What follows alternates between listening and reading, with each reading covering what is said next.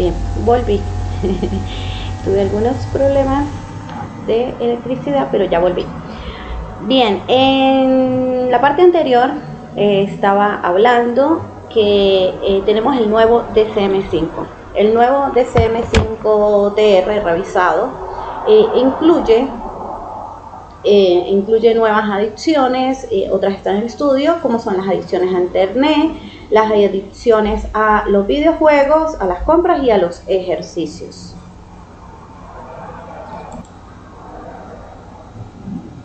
Entre algunas de las características que podemos ver que poseen las personas que tienen algún tipo de adicción son procesos repetitivos que se basan en la obsesión, que es que piensan continuamente en el consumo de la sustancia y tienen una falta de control aunque no quieren. Muchas veces las personas dicen, no quiero dejar de consumir, quiero dejar de hacerlo, pero en realidad tenemos que entender que estas personas están enfermas de su voluntad está quebrada. Bueno, aquí entran en juego algunos neurotransmisores y la cuestión de placer y recompensa, todo esto. Niegan el consumo y minimizan las consecuencias. Y bueno, todo esto dicen, no, yo puedo dejarlo cuando quiera, pero esto es una negación en la que están. Tienen consecuencias negativas en su área de trabajo, en su área familiar, en su salud psicológica, física. Entonces es bastante malestar lo que gira alrededor de una persona que tiene una adicción. Entre las cosas que tenemos las personas que sufren adicciones, tenemos que caen en una dependencia, que esto se deriva en el uso excesivo de la sustancia.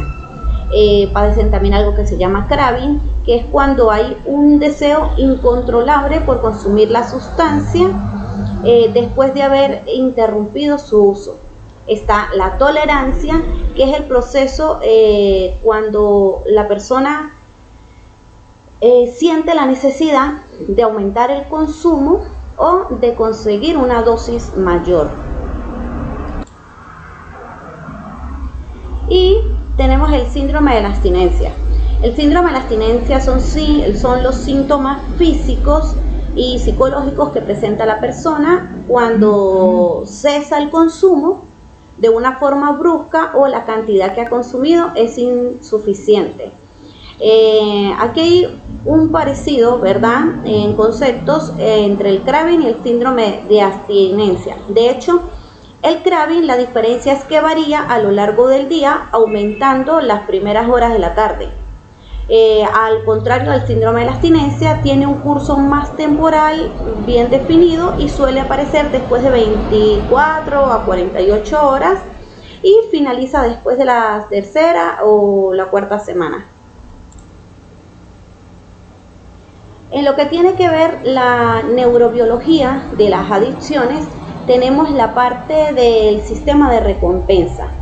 ¿Qué es lo que pasa con un adicto? Un adicto tiene su voluntad quebrada, no es simplemente decirle deja la adicción, no es tan fácil para ellos. ¿Por qué? Porque involucra todo su sistema. A ver, tenemos la parte de adelante que dice corteza prefrontal, el neocortés, que aquí es donde está la parte del raciocinio, la parte de la reflexión del individuo. Esta se encarga de lo que es la regulación, de todo lo que son las conductas, las cogniciones, por la cual percibimos una acción como placentera y la probabilidad de que esta se repita. Tenemos la parte del núcleo de accumbens, esa parte que dice ahí. Esa es la parte del cerebro límbico. Esta está relacionada con las emociones, con la percepción no consciente. Aquí es donde se activa y se genera todo lo que es la liberación de la dopamina. Y tenemos la parte, que es la parte esta verde que dice área ventral tegmental. Esta es la parte del cerebro reptiliano. Aquí es donde está la parte donde está nuestro instinto de supervivencia. En esta área se activa cuando se realiza una tarea gratificante como el hecho de comer, tener relaciones sexuales. Y esta parte es la que se activa cuando se consumen sustancias.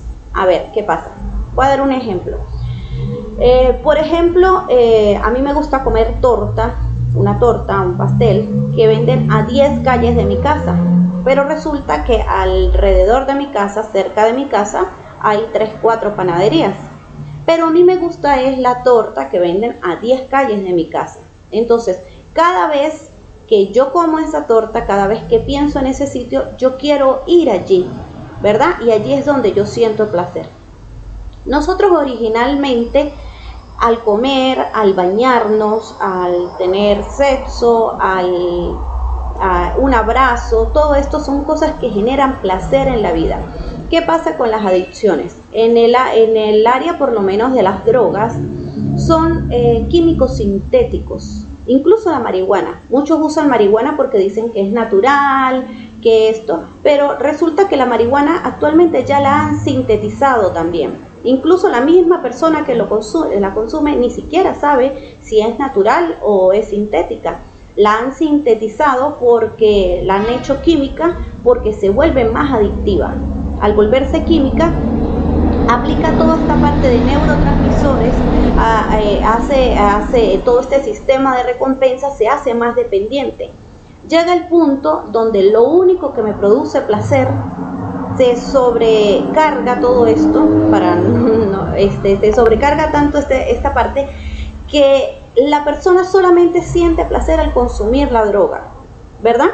Entonces pierde el placer por comer, pierde el placer por eso es que incluso su aspecto físico decae tanto, porque no hay placer en un baño, no hay placer en dormir, no hay placer en relaciones sexuales, no hay placer en muchas cosas de la vida que normalmente lo hacemos.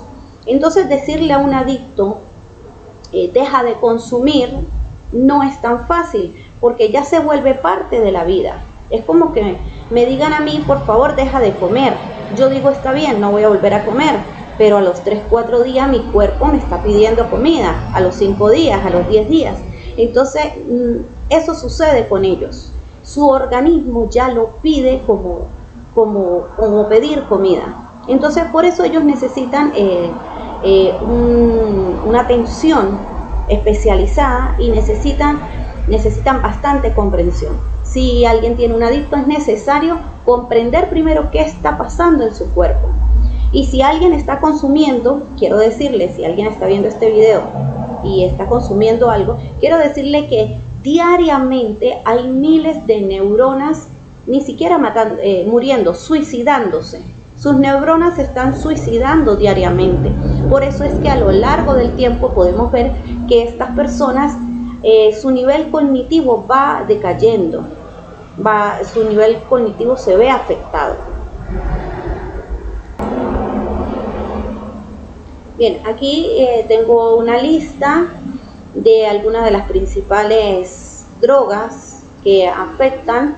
No las voy a leer todas por cuestión de tiempo y todo esto, pero por lo menos tenemos la marihuana, que entre sus consecuencias producen adicción, ilusiones, alucinaciones, psicosis, delirios de persecución. Es característico por ojos rojos, boca seca, irritación de la garganta, y a lo largo pues da consecuencias como cáncer de tráquea, pulmonar, etcétera. Tenemos el alcohol, que es uno de las sustancias legales. Afectan todo lo que es el organismo, afectan el comportamiento, afectan el estado del ánimo, y se presentan también problemas en el área gastrointestinal. Bueno, aquí hay algunas imágenes de LSD, de la metanfetamina, todas aquellas, ¿verdad? En citología tenemos que los factores que llevan a un individuo a que sea adicto están el abuso psicológico, físico y sexual en la infancia o adolescencia. Están dinámicas familiares como divorcios, separaciones, relaciones abusivas. Están personas que abusaron del alcohol en algún momento de su vida y fueron escalando.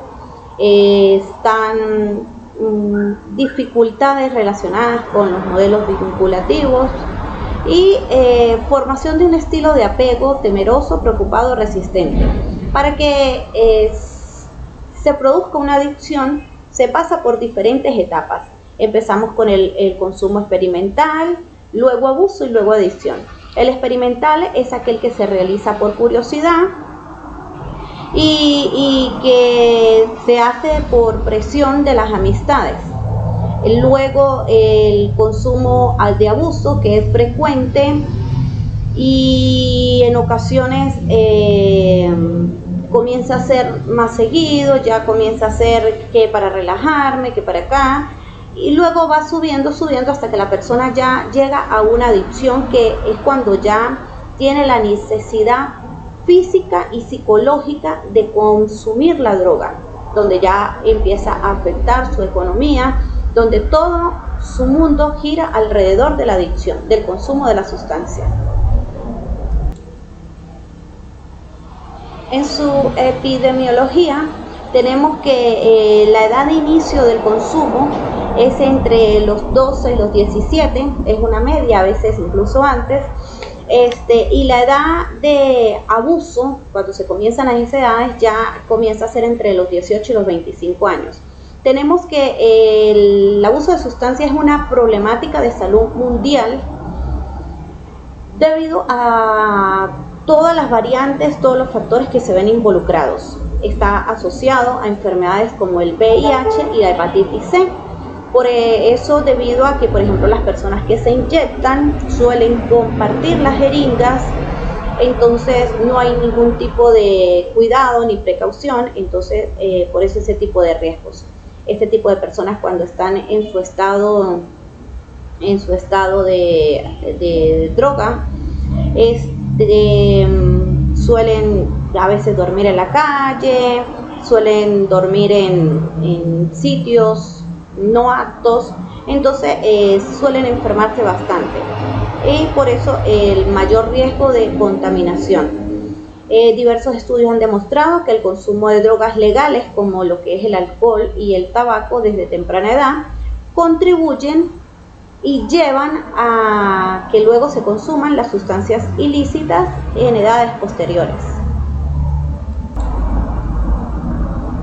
Los criterios del DSM-5 para diagnosticar una adicción, entre esos tenemos que la persona afectada no puede controlar el uso de la sustancia, que la capacidad de la persona para cumplir sus obligaciones sociales se ve bastante comprometida, que la persona que utiliza la sustancia en situaciones en que la hace puede suponer un peligro para su salud, y así entre otras cosas. En el tratamiento va a depender mucho del tipo de sustancia que consuma la persona, la intensidad con la que consuma y la condición dependiente que tenga. Entre el tratamiento, en algunos casos va a requerir hospitalización en estos centros de rehabilitación para mantener la desintoxicación. Hay que hacer mantenimiento de la abstinencia, prevención en el tratamiento de la abstinencia. En tratamiento también es importante decir que hay que trabajar con la familia. La familia es el apoyo familiar y afectivo que tiene la persona. Entre los tratamientos más efectivos que se han encontrado para este tipo de trastornos tenemos la terapia cognitivo-conductual.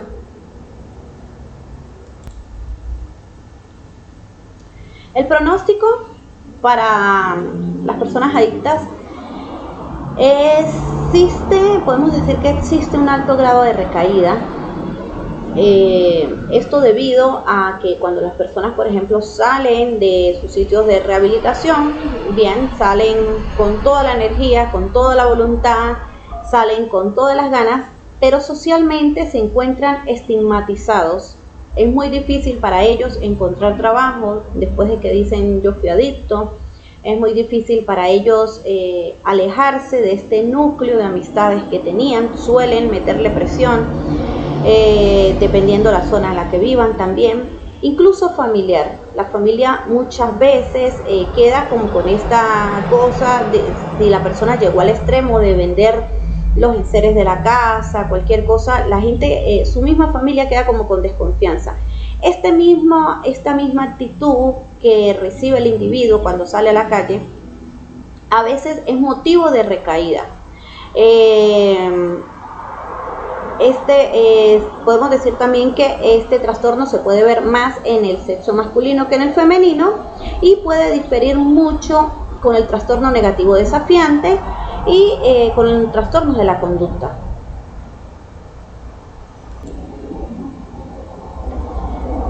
Vamos a hablar ahora de los trastornos neurocognitivos.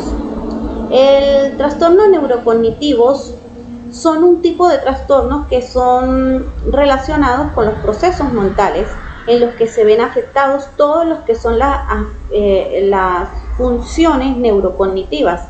¿Qué quiero decir con esto? Principalmente se ven dañadas lo que es la memoria y la percepción. También se ven involucrados lo que es la posibilidad de la resolución de problemas. Además, también existen otros trastornos cognitivos más directos, como lo son la amnesia, la demencia y el delirio. Es importante decir que presentar una leve dificultad en lo que son las funciones cognitivas puede estar, como quien dice, dentro de la normalidad, por así decirlo, dentro de un proceso de envejecimiento. Sin embargo, existen alteraciones que son más graves y que son más llamativas. Por ello, las alteraciones pueden indicar el comienzo de un trastorno cognitivo que requerirá luego de un diagnóstico adecuado. Aquí tenemos la clasificación de los trastornos neurocognitivos que hay presentes. Entre esos tenemos el delirium, el trastorno neurocognitivo mayor, el trastorno neurocognitivo leve, trastorno neurocognitivo mayor o leve por enfermedad de Huntington. Bueno, aquí está la lista de la clasificación que nos presenta el DSM-5. En su etiología tenemos que no existe una causa única, como tampoco un resultado único de este trastorno. En el caso del trastorno neurocognitivo leve, este puede permanecer estable durante años y avanzar hasta la enfermedad de Alzheimer u otros tipos de demencia, y luego pues mejorar con el tiempo. También en su etiología está que puede ser debido a afecciones cerebrales como la meningitis, la encefalitis, masas anormales de proteínas, cuerpos de Lewy, que son masas microscópicas de otras proteínas asociadas a la enfermedad de Parkinson. Está asociado también con accidentes cerebrovasculares o reducciones del flujo sanguíneo, encogimiento del hipocampo, que es una de las regiones del cerebro más importantes para la memoria, dilatación de los espacios llenos de líquido del cerebro, reducción de la glucosa, y bueno, estas son algunas de las cosas de su etiología. Entre esas, que se haya tenido durante toda su vida una mala alimentación, falta de ejercicios y cosas así por el estilo.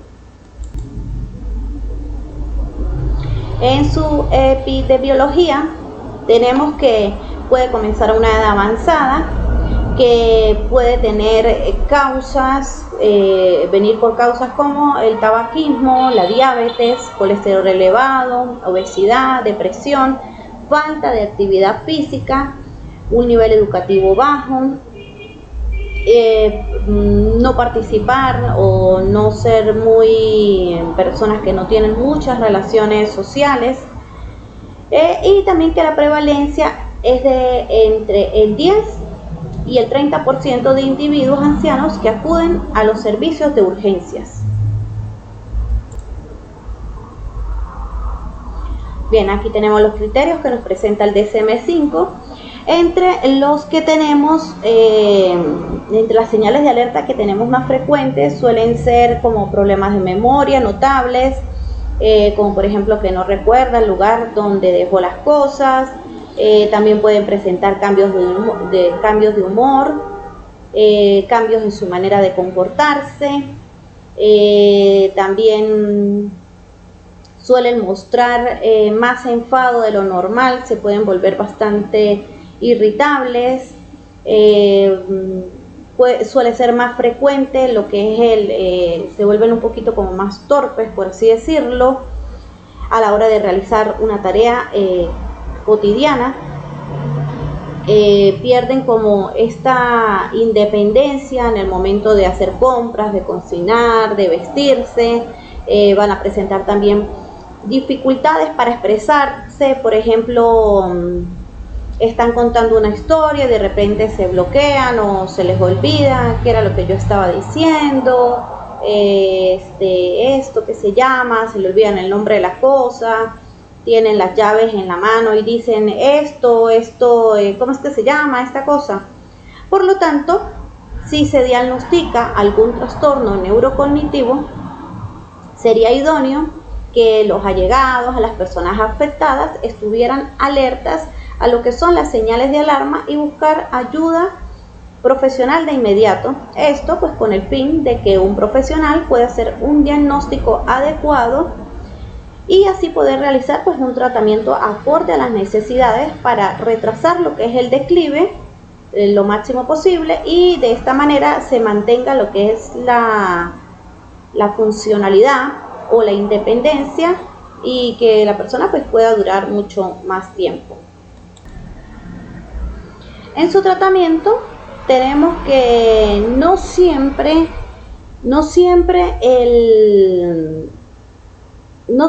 el deterioro cognitivo se va a poder prevenir.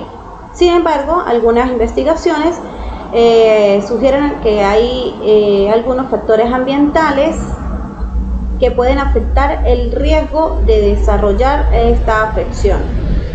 Entre el tratamiento está evitar que la persona consuma alcohol de manera excesiva, evitar lo que es el cigarrillo, controlar todas las afecciones médicas como la diabetes, la hipertensión arterial, la obesidad, la depresión, que el individuo tenga una dieta rica en nutrientes, que contenga mucha fruta, mucha verdura y que esté baja en grasas saturadas, que la persona tenga una vida social, que salga de paseo, que tome el sol, que vaya al parque, que comparta con los amigos, que interactúe socialmente, que realice ejercicios regulares, pero que no tengan que ejercer mucha fuerza ni nada por el estilo, que realicen actividades como rompecabezas, juegos de memoria y cuestiones así por el estilo para la ayuda de la memoria.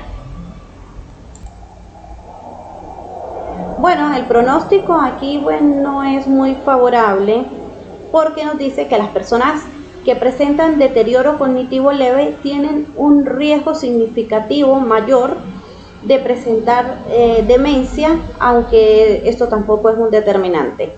También nos dice que alrededor del 1 al 3% de los adultos mayores desarrollan demencia cada año y que los estudios sugieren que alrededor del 10 al 15% por año las personas con deterioro cognitivo leve luego desarrollan una demencia. Bueno, aquí vamos a hablar de los trastornos de personalidad. Este tema me encanta. Bueno, la personalidad es un aspecto que todos poseemos, en el cual nos diferenciamos de las demás personas y nos convierte en alguien únicos. Por lo tanto, nuestra personalidad tiene un rol de gran importancia en el desarrollo personal del individuo. Los trastornos de personalidad son nuestros rasgos de personalidad, son patrones de pensamiento, de percepción, de reacción y de relaciones que son relativamente estables en el tiempo. La existencia de trastornos de personalidad se producen cuando los rasgos de personalidades se vuelven tan pronunciadas, tan rígidos y tan desadaptativos que nos acaban afectando de una manera bastante negativa en todas las áreas de nuestra vida. Aquí tenemos la clasificación que nos da el DSM-5 sobre lo que son los trastornos de personalidad y podemos ver que los tienen clasificados por grupos. Están trastornos general de la personalidad, trastorno de la personalidad del grupo A, trastorno de la personalidad del grupo B, trastorno de la personalidad del grupo C y otros trastornos de personalidad, que estos aquí ya entrarían los que son debido a afecciones médicas, especificados y no especificados. Bien, aquí tenemos el grupo como los clasifica el DSM-5. En el grupo A tenemos, dentro del clúster A, tenemos el trastorno esquizoide, el trastorno paranoide de la personalidad, que entran dentro del clúster A en los trastornos psicóticos de la personalidad, pero que quede bien claro que no están psicóticos, no tienen pérdida de juicio de la realidad, pero sí que tienen algunas características que hacen recordar algunos de los que son los trastornos psicóticos. Aquí tenemos el paranoide, el esquizoide y el esquizotípico. Tenemos el grupo B. Dentro del grupo B, estos se llaman los teatrales, los impulsivos, los inestables. Aquí tenemos al trastorno limítrofe, al narcisista, al histrónico y al antisocial, que son también llamados los trastornos de personalidad de tipo anímico, pero no es que tengan ni depresión, ni un trastorno bipolar, no es que tengan un trastorno del ánimo, sino que simplemente se les conoce así o se les llama así porque sí que tienden a complicarse con trastornos del ánimo, en particular con la depresión. También tenemos el grupo C, que son los ansiosos o los temerosos.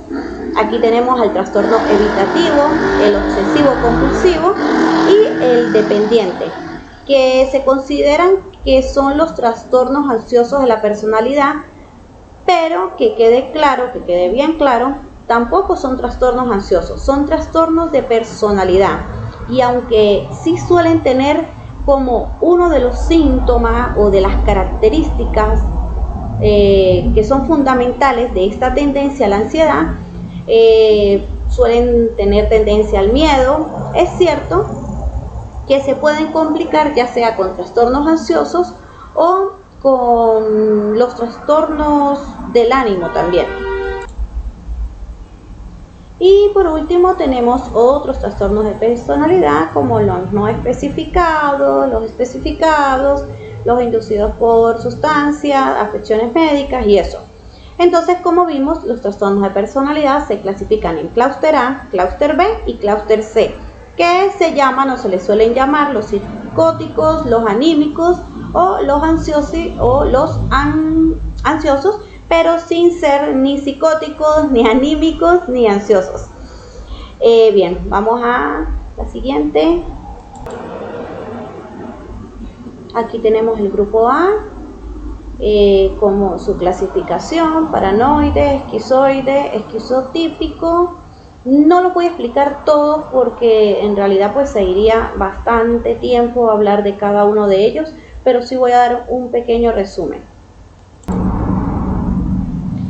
En el esquizoide tenemos que suele tener una personalidad indiferente, fría, afectivamente es plano, sin amigos, sin pareja, no le interesa, no que no le gusta, no que no le consiga, no que nadie lo quiere, es que en verdad no le interesa para nada. No le importan las críticas ni los halagos, indiferentemente de que generalmente nos han dicho que no le prestemos atención a las críticas, a los halagos. Ellos van más allá de lo que es normal de no prestarle atención a estos. No desea ni disfruta las relaciones personales, incluyendo la familia. De hecho, suele ser la familia quienes se acercan en busca de ayuda, porque la queja principal es, ellos no comparten, esta persona no comparte con nosotros, en los cumpleaños, en las fiestas, en las navidades, se aleja, busca algún motivo para no asistir a las reuniones. Es una persona que es bastante indiferente, poco afectiva. Tenemos el paranoide. El paranoide es desconfiado, celoso, rencoroso, desconfía de su pareja, de sus amigos, desconfía de todos, de todos. Percibe significados ocultos, es decir, si yo estoy aquí, hay dos personas allí hablando, ya empiezo a pensar que están hablando de mí, que están planeando algo en mi contra. Suele sentirse atacado fácilmente. Si alguien dice algo, piensa que lo dice con alguna intención oculta. Bueno, el paranoide es así, paranoico. El esquizotípico es excéntrico, es raro, tiene ideas de referencia, creencias, lenguaje y comportamiento raro. Son este tipo de personas que, por ejemplo, si ocurrió un terremoto, suelen pensar que la naturaleza le está enviando un mensaje.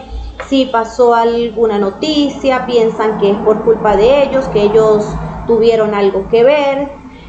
Cualquier cosa rara, la naturaleza me está mandando un mensaje, esto es porque yo soñé y yo no hice nada. Desconfiado. Este tipo de personalidad se le considera como una forma de esquizofrenia. En el grupo B tenemos al histriónico, al narcisista, al antisocial y al trastorno límite de personalidad. Vamos a hablar un poquito de ellos, de manera resumida, ya dije, porque es bastante largo. Bien, aquí tenemos al antisocial. El antisocial suele tener una personalidad mala, cruel, suelen ser delincuentes. Ojo, no todos los delincuentes son antisociales, pero el antisocial por personalidad incumple la ley, es deshonesto, es mentiroso, es agresivo, despreocupado de los demás, no tienen remordimiento ni empatía por nada. El único momento en que puedan tener algún tipo de remordimiento o empatía es casi que en el momento de la muerte o cuando están sufriendo bastante en la cárcel. Suelen ser irresponsables y bueno, esta es la personalidad antisocial. En el caso del narcisista, son arrogantes, son envidiosos, suelen tener fantasías de éxito, de autograndiosidad que en realidad no tienen y no poseen. Son aquel tipo de personas que comienzan y dicen, mi jefe le dio el cargo a aquella persona porque sabe que yo soy mejor que él, entonces si me da el cargo a mí, sabe que en unos pocos meses a él lo van a tener que despedir porque yo voy a ser el que va a ser el gerente de la compañía, cuando en realidad puede que no tenga ni siquiera las habilidades para ocupar el cargo. Personalmente es explotador y pretencioso, suelen creer que el mundo le tiene que tener pleitesía, suelen creer que el mundo, que las personas tienen que estar a su servicio, son bastante pretenciosos, exigen admiración especial y único. Todos somos especiales y todos somos únicos, eso lo sabemos por autoestima propio, pero ellos van un poquito más allá del sentirse especial y único. No tienen empatía, él siente que envidia y lo envidian. Entonces son personas que tanto en sus parejas como en sus trabajos suelen ser bastante arrogantes, bastante humillantes, bastante manipuladores también.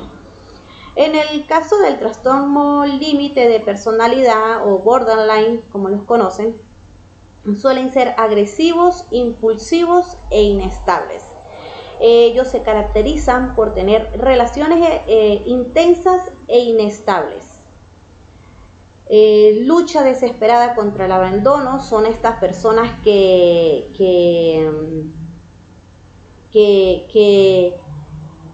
que tienen relaciones conflictivas, pelean, vuelven, discuten y van y vienen. La relación es muy inestable, luchan contra el abandono, luego que terminan con la persona, vuelven y bueno, tienen una identidad que es inestable, descontrolada, iracunda. Suelen tener autoagresión, el famoso cutting, lo que se llaman, suelen cortarse. Son de los trastornos de personalidad que más se suicidan, y esto es referente a que como son tan impulsivos, en un momento de impulsibilidad suelen quitarse la vida. Tenemos el histriónico de la personalidad. Ellos suelen ser el centro de atención, tienen emociones cambiantes y exageradas, son seductoras, se preocupan mucho por la apariencia, superficiales, teatrales, son fácilmente influenciables por los demás. El tipo de la persona histriónica, en sus emociones cambiantes y exageradas, podemos decir que son este tipo de personas que creen que la otra persona es su mejor amigo, que esto, cuando en realidad no son tan amigos. Y bueno, esto a modo de resumen, porque faltan otras personalidades. La otra diapositiva. En el grupo C tenemos al trastorno por evitación. Estos son los ansiosos y los temerosos. El trastorno por dependencia y los obsesivos compulsivos. Vamos a hablar de ellos. Bueno, el trastorno por evitación. Ellos suelen sentirse inferiores, suelen ser retraídos, suelen sentir ansiedad ante el rechazo, reprimen las relaciones, sí quieren tenerlas. No es que no quieran tenerlas, sí las quieren tener, pero no saben cómo tener, entonces se alejan por su misma inferioridad, por todo esto. No se arriesgan, suelen evitar. El trastorno por dependencia, son inseguros y son dependientes, necesitan apoyo para tomar decisiones. Para cualquier cosa, ¿tú qué opinas? ¿Será que hago de almuerzo? ¿Hago arroz o hago pasta? Y necesita que alguien les dé una respuesta. En cosas simples, cotidianas, les cuesta tomar una decisión. ¿A ti qué te parece? ¿En qué colegio inscribo a mi hijo para que estudie? Entonces necesita de la opinión de los demás, necesita siempre del consejo de los demás para tomar decisiones. Entonces eso hace que delegue su vida a otros. No hace nada por voluntad propia, es que este me gusta, es que yo prefiero este por este y otro motivo, ¿no? Sino que vive a expensas de lo que los demás opinen. No expresa desacuerdo voluntario. Si alguien le dice algo, él está de acuerdo también porque quiere encajar. Tiene un miedo a que no ser aceptado, hay una necesidad como de reconocimiento, entonces teme llevar la contraria, en decir, no, yo no estoy de acuerdo con eso porque mi opinión es esta y esta. Si alguien dice algo, así no esté de acuerdo, dice sí, yo estoy de acuerdo contigo. Inmediatamente termina una relación, busca otra, porque es dependiente, no saben estar solos. En el obsesivo compulsivo tenemos la particularidad que son ordenados y detallistas. El obsesivo compulsivo es diferente del trastorno de personalidad, al trastorno obsesivo compulsivo por ansiedad, aunque sí son muy comórbidos, ¿no? Son organizados, mantienen rituales, son dedicados al trabajo y a los estudios, dejan de lado todo lo demás por dedicarle tiempo y esfuerzo a lo que hacen. Son detallistas, pero lo perfecto es enemigo de lo bueno. ¿Por qué? Porque en su necesidad de que quede perfecto, gastan mucha energía, gastan mucho tiempo, y entonces a veces no es funcional eso tampoco. Son obstinados, avaros, acumuladores, inflexibles moralmente. Bien, este es un pequeño resumen de lo que son los trastornos de la personalidad. Traté de compactar un poco de qué van todos ellos, porque de cada uno hay bastante que decir. En su etiología tenemos que sus causas pueden ser ambientales o biológicas. Los síntomas pueden aparecer entre los 15 y 25 años, aunque de niños podemos ir viendo ya lo que es el carácter, el temperamento que van teniendo y cómo se va formando esta personalidad premórbida, ¿no? Esta personalidad antes de esto. La personalidad se forma durante la infancia y en ella incide en la interacción de lo que son los genes. Es posible que determinados rasgos de la personalidad se transmitan de padres a hijos mediante los genes heredados. Lo que los rasgos se llaman temperamento. Es muy probable que si un familiar mío fue obsesivo compulsivo, padeció un TOC, yo por imitación, por gen, por muchas cosas, puedo padecer el TOC.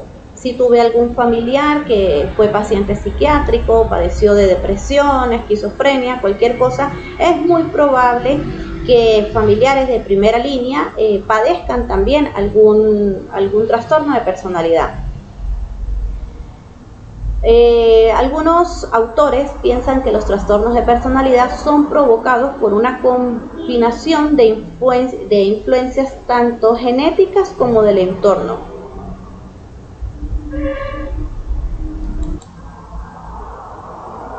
En su epidemiología se dice que las estimaciones de prevalencia de los distintos grupos indican un 5.7% para los trastornos del grupo A, un 1.5% para los trastornos del grupo B, un 6% para los trastornos del grupo C y un 19.1% para cualquier trastorno de personalidad, lo que muestra una frecuente coincidencia con los trastornos de los distintos clústeres.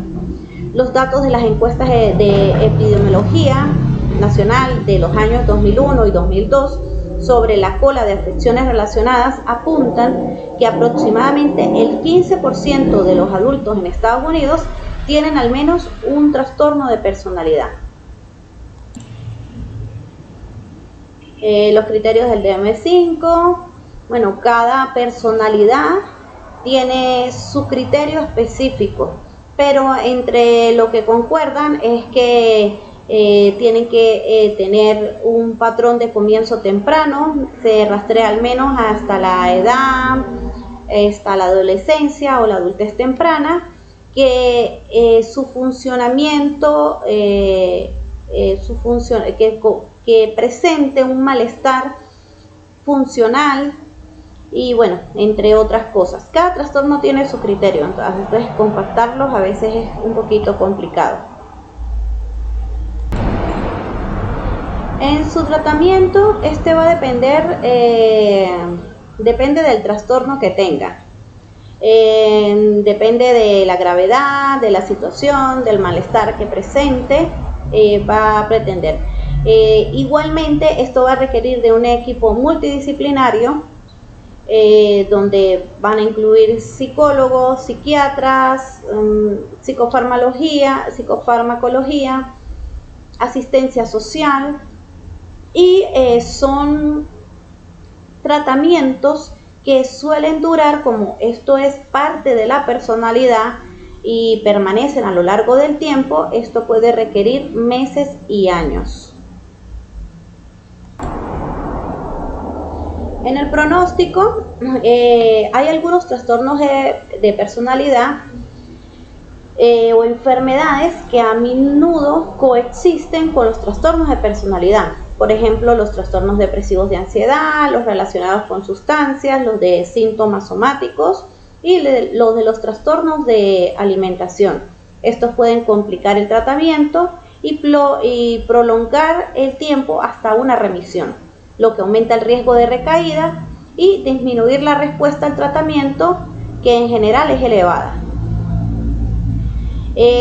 Tiene el mal pronóstico el esquizoide, el paranoide y el antisocial, por su misma personalidad, por su misma forma de ser, por su misma desconfianza, por su misma... estos son los tres tipos que tienen mal pronóstico. El narcisista también entra aquí en un mal pronóstico porque su misma superioridad, fantasía de superioridad, le hace creer que no necesita ayuda. Pero en realidad, bueno, aquí los tenemos. Bien, llegamos al final. El último trastorno es el trastorno parafílico.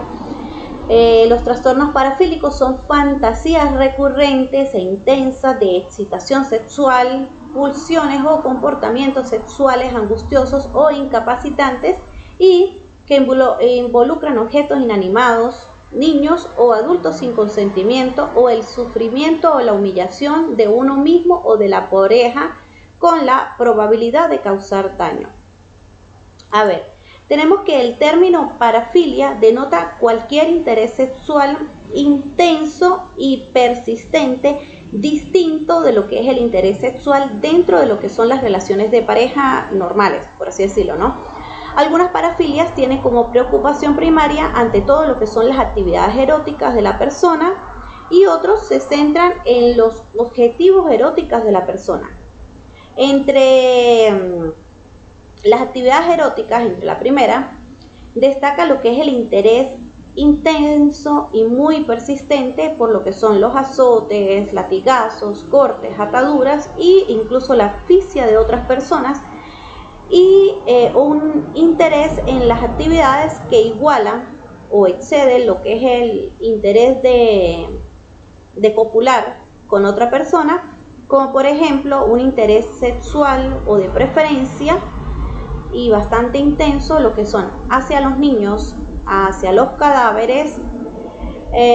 También existe el interés de preferencia o intenso, lo que es por animales, por caballos, por perros, o hacia objetos animales inanimados, como lo son zapatos o cualquier artículo de goma. Dentro de la clasificación del DSM-5 tenemos el trastorno del voyeurismo, el exhibicionismo, el froteurismo, el masoquismo sexual, el sadismo sexual, la pedofilia, el fetichismo, el travestismo y otros trastornos parafílicos especificados y no especificados. No los voy a explicar porque son muchos y el tiempo corre.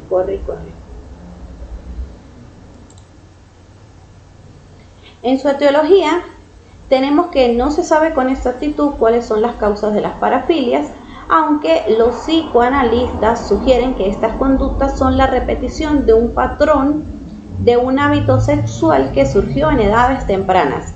Por su parte, los conductistas creen que es un comportamiento que es aprendido. Aunque ambas hipótesis tienen grandes diferencias, en general hacen hincapié en el papel que pueden desempeñar un evento traumático en el desarrollo del erotismo. Dicho evento puede detonar en el futuro patrones de excitación sexual con características patológicas, y otras posibles causas pueden ser cambios en las vías cerebrales, antecedentes de abuso sexual o maltrato, enfermedades mentales como la depresión o la ansiedad, conflictos familiares o ausencia de alguno de los padres. Puede ser que sea factores como desequilibrios en la actividad de los neurotransmisores del cerebro y enfermedades que comprometan la parte del cerebro que controla la conducta sexual. En su epidemiología tenemos que las alteraciones que se observan más habitualmente en los centros especializados son las parafilias, la pedofilia, el voyeurismo y el exhibicionismo. El masoquismo y el sadismo sexual se observan pero con menos frecuencia. Aproximadamente la mitad de los individuos que presentan parafilias están casados.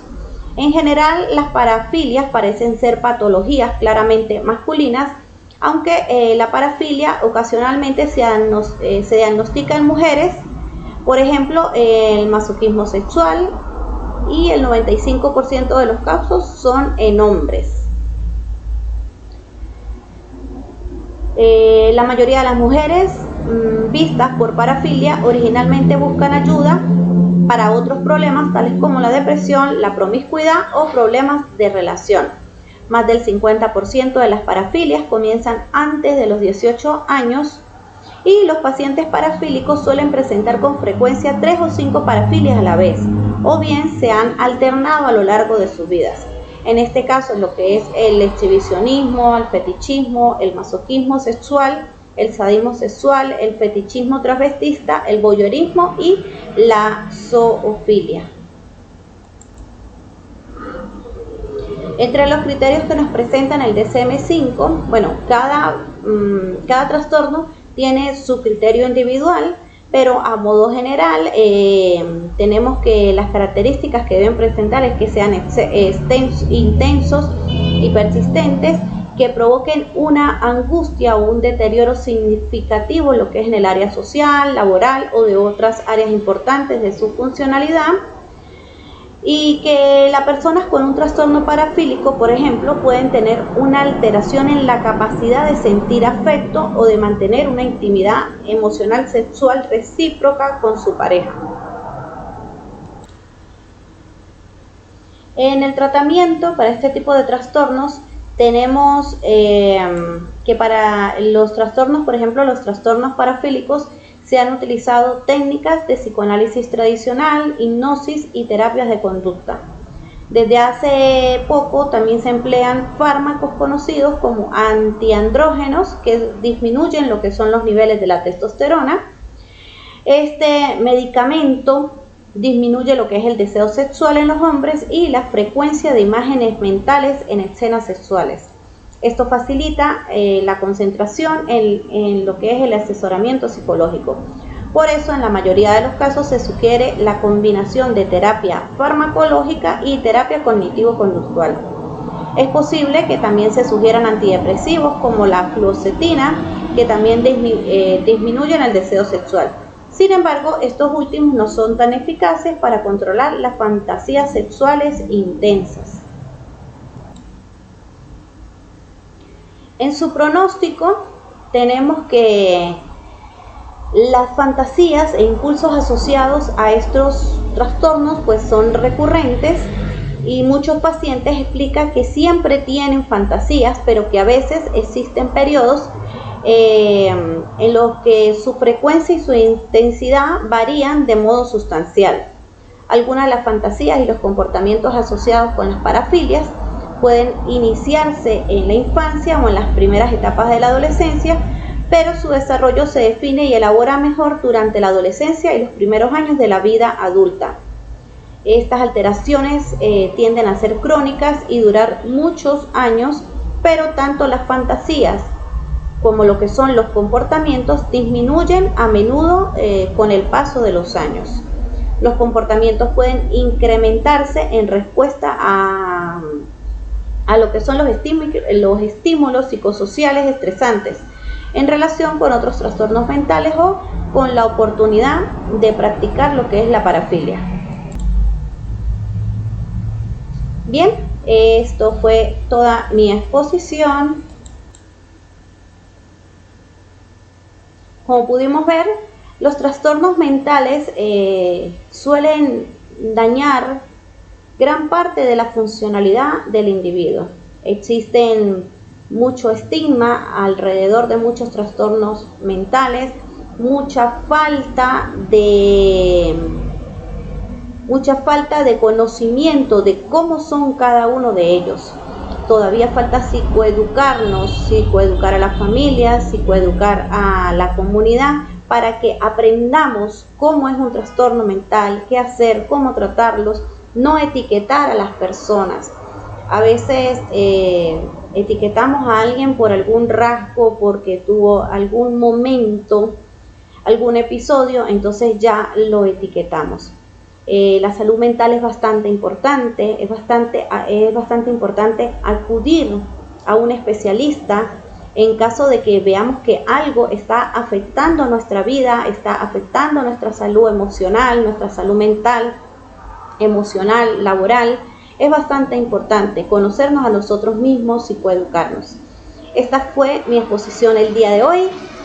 muy contenta, muy agradecida y bueno, muchas gracias por su atención. Nos vemos en una próxima oportunidad. Hasta luego.